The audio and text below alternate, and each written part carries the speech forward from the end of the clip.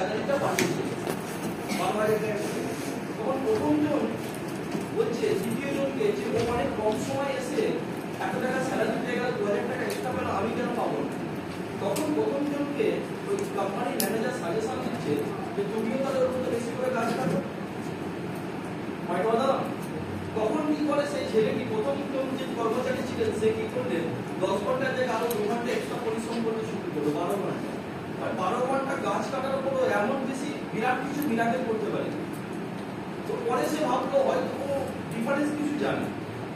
তো প্রথম জন কর্মচারী দ্বিতীয় কর্মচারীকে পরবর্তীকালে অফলাইনে তাকে জিজ্ঞাসা করেছে যে তুমি এত গাছ কাটছো কিভাবে, একই তো দিনকার কথা। তো দ্বিতীয় জন সেই ছেলেটি প্রথম জন কর্মচারীকে একটা খুব সুন্দর উত্তর দিয়েছেন। উনি বলছিলেন যে তুমি কি একটা করে গাছ যখন কাটো কুঠার দিয়ে, সেই কুঠারটা কি ছান দাও বাকি সময়? বলছেন না, বলে আমি কি করি, একটা করে গাছ কাটি আবার কুঠারটাকে ছান দিই। সারা সপ্তাহ যে সেন্ট্রাল ট্রেনিংটা কেন প্রয়োজন থাকে, কারণ আমরা সারা সপ্তাহে যে কাজ করি আমাদের জ্ঞান বা নলেজের সান দেওয়ার জন্য আমাদের সেন্ট্রাল ট্রেনিং আসা প্রয়োজন।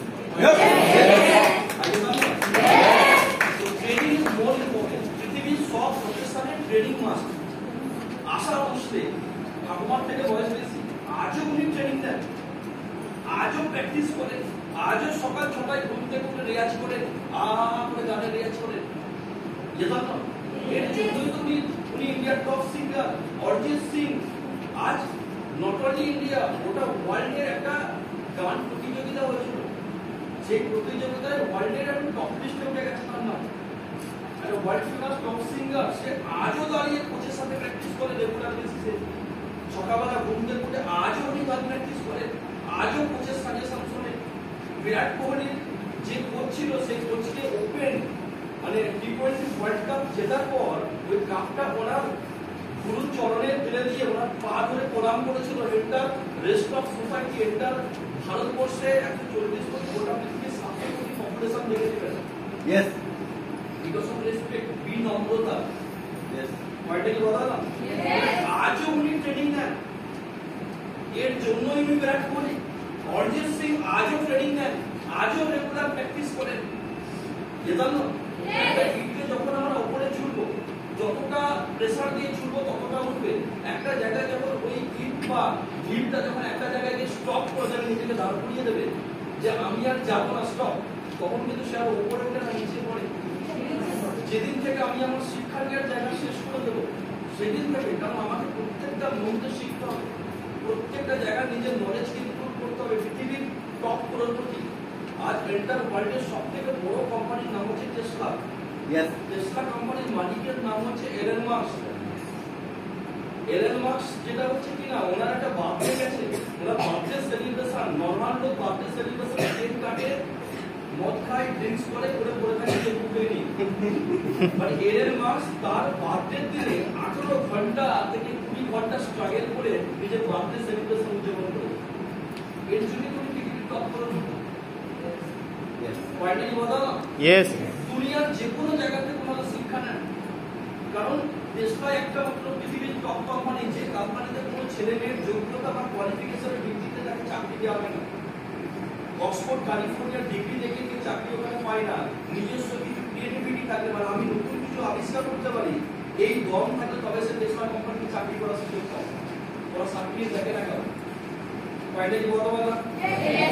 গুগল কোম্পানিও কোনো সার্টিফিকেট দেখে না, ওখানে ওনার ইন্ডিভিজুয়াল কিছু কোয়ালিটি আছে কিনা সেই কোয়ালিটি ভিত্তিতে বড় বড় কোম্পানিগুলো ওদের সিলেকশন করে। আর 7 পাস ছেলে ইউপি যারা 7 পাস ছেলে গুগল কোম্পানিকে কিছু করে যেন হ্যাক করে দিয়েছে, মানে গুগল কোম্পানি গুগল কাজই করছে না, হ্যাক করে দিয়েছে কিছু করে। সে ছেলেটিকে গুগল কোম্পানি পেটে চলে গেল, কয়েকশো কোটি টাকা স্যালারি দিয়ে 7 পাস ছেলে।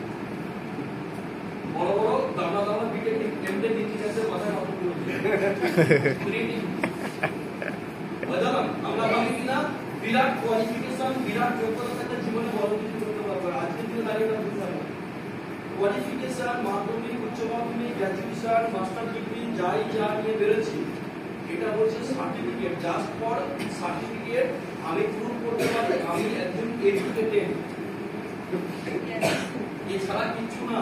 কেরিয়ার লাইফ আলাদা। কেরিয়ার লাইফ হচ্ছে যেখানে স্ট্রাগল করে নিজের জায়গা নিজেকে তৈরি করতে হয়, আর যেটা হচ্ছে কিনা অন্যের শিক্ষা দখলদারি করে নিজের কোয়ালিফিকেশন বানানো হয়। মাধ্যমিকে যদি আমি ভালো রেজাল্ট করে বেরোনোর পিছনে সব থেকে বড় রিজন হচ্ছে আমি রেফারেন্সের 5টা বই পড়েছিলাম, বিভিন্ন লেখকের বই। তাহলে ও লিখে দিয়েছে সেটা আমি মুখস্থ করে ওখানে গিয়ে বই করে দিয়েছি, জানলাম অন্যের লেখা অন্যের ক্রিয়েটিভিটি আমি পড়ে বেরিয়েছি। যখন আমি আমার সেলফ যোগ্যতাকে আমি যখন অ্যাপ্লাই করবো, সেলফ যোগ্যতা মানে আমি নিজেকে যখন যোগ্য প্রুভ করার জন্য আমি যখন নিজের লাইফকে নিয়ে স্ট্রাগল করে নতুন কিছু তৈরি করবো, তখন সেটা হচ্ছে আমার যোগ্যতাকে, সেটা আমি বলতে পারি আমি আমার দমে পেয়েছি।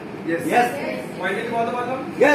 তো সার্টিফিকেট মিন্স কিনা just for you are educated, আপনি জাস্ট একটা শিক্ষিত, আমি মাধ্যমিক উচ্চ মাধ্যমিক গ্র্যাজুয়েশন করেছি, এই আমার সার্টিফিকেট, আমি একটু শিক্ষিত, এটা জাস্ট আমি প্রুভ করতে পারি, আমি পড়তে পারি, বইপত্র পড়তে পারি।